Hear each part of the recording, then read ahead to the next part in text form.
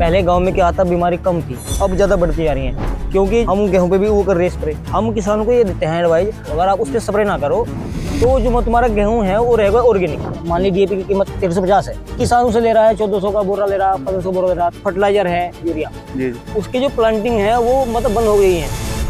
नमस्कार दोस्तों, आपको स्वागत है हमारे पॉडकास्ट सीरीज चौपाल में, जहाँ की हम ग्राउंड लेवल के एक रियल हीरो से मिलते हैं जो कि हमारे एग्रीकल्चर इकोसिस्टम को स्ट्रॉन्ग बना रहे हैं। एक ऐसी शख्सियत है जिन्होंने अपनी फैमिली बिजनेस को ना के आगे बढ़ाया, उस मुकाम तक लेकर गई है जो कि बहुत अच्छी लेवल पे काम कर रहे हैं। आओ आज हम आपको मिलाते हैं हमारे रियल हीरो अरुण कुमार जी से। मेरा नाम अरुण कुमार है जी। मेरा जिला मेरठ, गांव लड़का में रहने वाला हूँ। जी जी जी। और जो ये आपको बताऊं मैं, जो एग्री इनपुट है ये हमारा फैमिली बैकग्राउंड है जी। हमारे पहले मतलब दादाजी थे वो खेती करते थे, फिर हमारे पापा जी थे वो भी खेती करते थे, और जो हम मेरे बड़े भाई जी हैं ठाकुर सुंदरपाल जी, फिर उन्होंने क्या किया, उन्होंने मतलब एग्रीकल्चर में एडमिशन लिया। जी जी जी। लेने के बाद में फिर उन्होंने मतलब 12th की, फिर बीएससी की, बीएससी के बाद में एमएससी की, एमएससी के बाद में फिर कई सारी कंपनी में नौकरी की। जैसे तुम्हारा ग्रुप एफएमसी हो गया, सिजेंटा बायो वगैरह में उन्होंने कई साल तक वर्क किया। फिर 2019 में उनके दिमाग में आइडिया आया कि कोई ना हम अपनी दुकान खोल ली जाए। जी जी। फिर हमने 2019 में भाई ने अपनी दुकान खोली। आप अपने बारे में, जैसे आपकी जो दिनचर्या होती है, आपका दिन की जो शुरुआत होती है, उसके बारे में थोड़ा सा प्रकाश डालना चाहोगे? जी सर। सौरभ जी, मैं बताऊं आपको, जैसे कि हम सुबह उठते हैं, हमारे मतलब गांव में पशु रखते हैं, मतलब गाय भैंस वगैरह, तो उन्हें हम उनके निरा वगैरह डाल के फिर हम देखते हैं कि हमारे पास कंप्लेन कितनी आई है। जी जी। किसान ने हमारे पास कितनी कंप्लेन रखी हैं। फिर मतलब हम सुबह 7 निकल जाते हैं, 7 बजे बाइक उठा के किसानों के जाते हैं खेत में। जी। भाई उससे मिलते हैं कि भाई तेरे यहाँ कंप्लेन क्या है। जी जी। जर्मिनेशन अच्छा हुआ है नहीं हुआ? भाई मान लिया हमने सीड दिया, आपने वो सीड उसका जर्मिनेशन हुआ नहीं हुआ है, आपने दवाई लगाई है हर्बिसाइड, वो तुम्हारा जो घास वो नहीं मरा है, क्यों नहीं मरा, ये क्यों नहीं मरा, ऐसा क्या रीजन रहा। भाई मतलब मौसम को लेके बरसात होगी या आपने कुछ गलती कर दिया, कैसे मान लिया आप, हमने बताया कि भाई ये डोज आपको 200 लीटर पानी लगाना है। जी जी जी। और वो आपने लगा दिया 400 लीटर में। जी जी। उसके बाद क्या हुआ, जो दवाई है वो दवाई की जो क्वांटिटी वो कम होगी। बिल्कुल सर, कम होगी तो किसान परेशान होगा कि मैं तो अच्छा किया, ऐसा क्यों हुआ, क्यों है। उसे हम देखते हैं जाके, फिर अपनी डायरी में नोट करते हैं, फिर उसको बताते हैं कि सर ऐसा नहीं, आप ऐसे कीजिए। जो नए ब्रांड आ गए तो उस पर ट्रस्ट कैसे बनाते हो, उसका कुछ? सौरभ जी, ब्रांड का ये है, मान लिया कोई नई ब्रांड आया जी, पहले तो हम क्या करते हैं, जो अपने फार्मर भाई हैं उनके यहाँ पे लगाते हैं सैम्पलिंग, यानी कि उनका डेमो लिया, डेमो किसान के खेत में लगाया। मान लिया हमें लगा कि ठीक है, फिर भी हम नहीं करते, फिर हम क्या करते हैं, कम से कम 10 फार्मर को लगाते हैं डेमो। जी जी। भाई आपके यहाँ लगा दिया, मतलब ये ऋषिपाल जी है उनके यहाँ पे लगा दिया, ये मतलब कोमलपाल जी इनके यहाँ पे लगा दिया। अगर उसका हमें अच्छा मिलता है, देखने कि हाँ इसका रिजल्ट अच्छा है, तो फिर उसे हम रिकमेंड करते हैं कि हम इसे मंगा सकते हैं, नहीं मंगा सकते। फाइनेंस को लेकर आप अपना कैसे मैनेज करते हो, कुछ इसके बारे में बता सकते हो? जी सर, फाइनेंस का सर ऐसे है, मान लिया मतलब हमने बैंक है, बैंक में अपना मतलब लोन के लिए वो करा, अप्लाई किया, हमारा वहाँ से लोन सैंक्शन हो गया। जी जी। फिर हमने अपना जो कंपनी है, कंपनी में अपना ऑर्डर दिया है। जी जी। उसके साथ साथ ऑर्डर देने के बाद में हमारे पास है जो बैंक की जो लोन की किस्तें हैं, वो हम समय समय से मतलब नोटरी में देते रहते हैं। बिल्कुल बिल्कुल। तो जो अपना जैसे आपने लोन के बारे में जिक्र, तो केसीसी भी तो आपका बना होगा, केसीसी से भी तो आप यूज? हाँ जी है सर, केसीसी यूज करते हैं काफी सालों से। हमारे जो मतलब ग्रैंड फादर थे, यानी कि हमारे बाबा जी, वो भी मतलब स्टार्टिंग से फार्मर थे, तो किसान योजना देती है केसीसी की।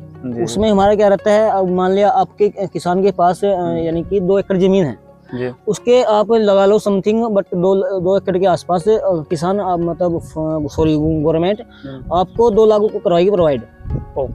और हमें क्या होता है सर, उसमें हमें मतलब 1 साल में उसका 7% इंटरेस्ट भरना होता है। जी जी जी। और उसके बाद हमारा 3.5 वापस आ जाता है हमारे अकाउंट में। वो रिटर्न भी सब्सिडी मिलती है? हाँ जी, उसकी सब्सिडी हमें गवर्नमेंट द्वारा वापस मिल जाती है। सरकार जो नई नई पॉलिसी लाती है, कुछ उसके बारे में जो आपके हित में या किसानों के हित में नहीं होती, बहुत सारे आंदोलन देखने को मिलते हैं, तो जो सरकार पॉलिसी बनाती है, कुछ उसके बारे में सर बताओगे? सर ये है, मान लिया सरकार है, अभी एक सरकार ने एक पॉलिसी बनाई थी, किसान सम्मान निधि योजना। जी जी जी। उसका किसान को ये मान लो लगभग 1 साल में 3 किस्तें मिल रही हैं। जी जी जी। 2000 रुपये की पहली किस्त, फिर उसके 4 महीने बाद फिर 2000 रुपये किस्त, फिर उसके 3 महीने बाद फिर 2000 रुपये किस्त। अच्छा अच्छा।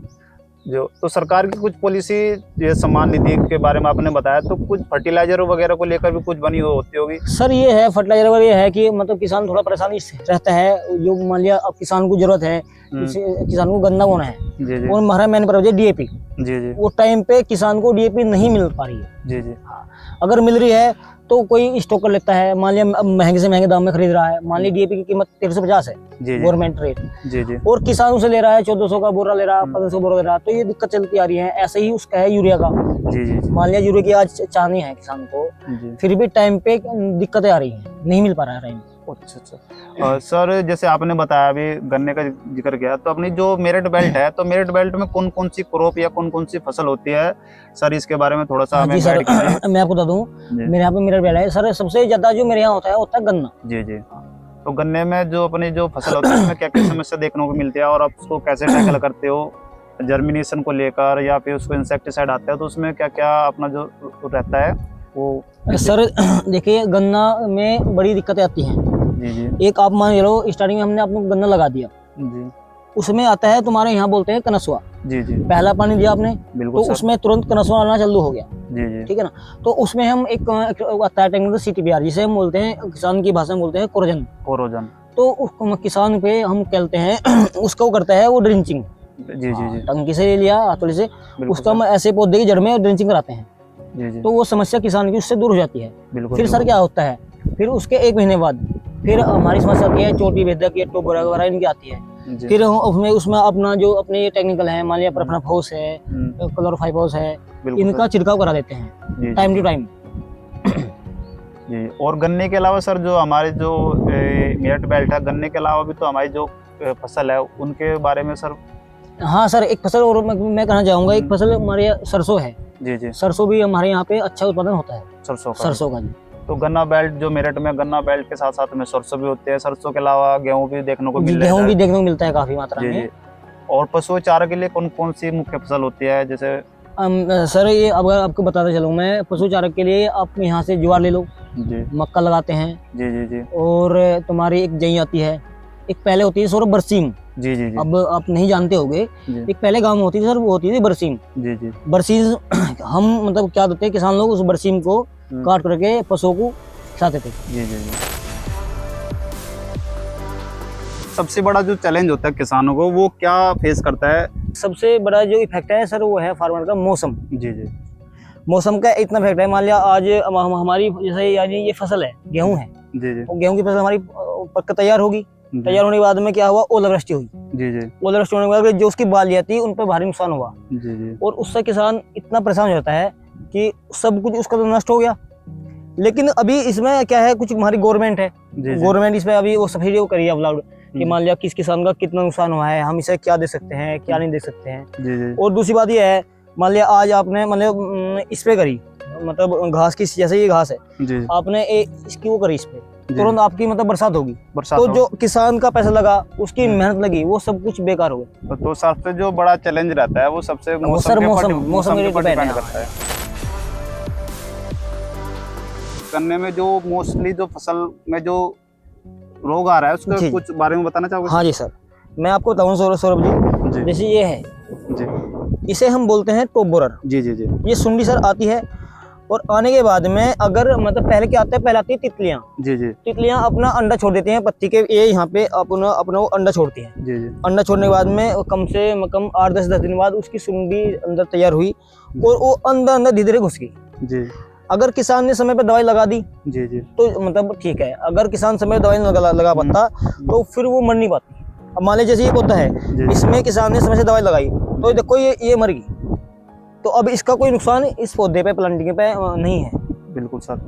जैसे सर अभी आपने बताया कि मौसम का, क्लाइमेट के साथ साथ में बहुत सारे इशू आते हैं, तो सर अभी कुछ अवेयरनेस ऑर्गेनिक की भी देखने को मिली है मार्केट में। जो ऑर्गेनिक की जो मार्केट है, तो ऑर्गेनिक मार्केट के बारे में सर कुछ बताना चाहोगे। हाँ जी सर। जी सर ऑर्गेनिक मार्केट ये है, हम चाहते हैं कि जो हमारे किसान भाई हैं, जी, मान लिया केमिकल बेस्ड खेती कर रहे हैं, जी जी, तो बड़ी दिक्कत आ रही है। मान लिया हमारी बीमारियां बढ़ रही हैं, पहले गांव में क्या आता, बीमारी कम थी और अब ज्यादा बढ़ती जा रही हैं, क्योंकि जो हमारा मतलब गेहूं है, हम गेहूं पे भी वो कर रहे हैं स्प्रे। जी जी, हम किसानों को ये देते हैं एडवाइस, अगर आप गेहूं लगा रहे हो, अगर आप उस पर स्प्रे ना करो तो जो तुम्हारा गेहूं है वो रहेगा ऑर्गेनिक।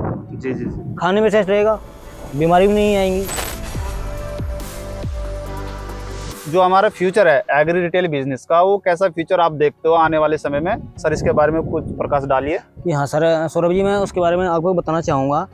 जैसे जैसे हमने अपना मतलब ये फ्यूचर डिसाइड किया है, मान लिया हमने मतलब अभी हम क्या है केमिकल बेस्ड फार्मिंग कर रहे हैं। जी जी, मुझे ऐसा लगता है कि आने वाला जो समय होगा सर वो होगा टोटल ऑर्गेनिक का। जी जी जी, इससे हमारी क्या है, जो हमारी फसल है, हमारी मिट्टी है, वो भी हमारी ऐसी कैसी रहेगी जैसी पहले थी।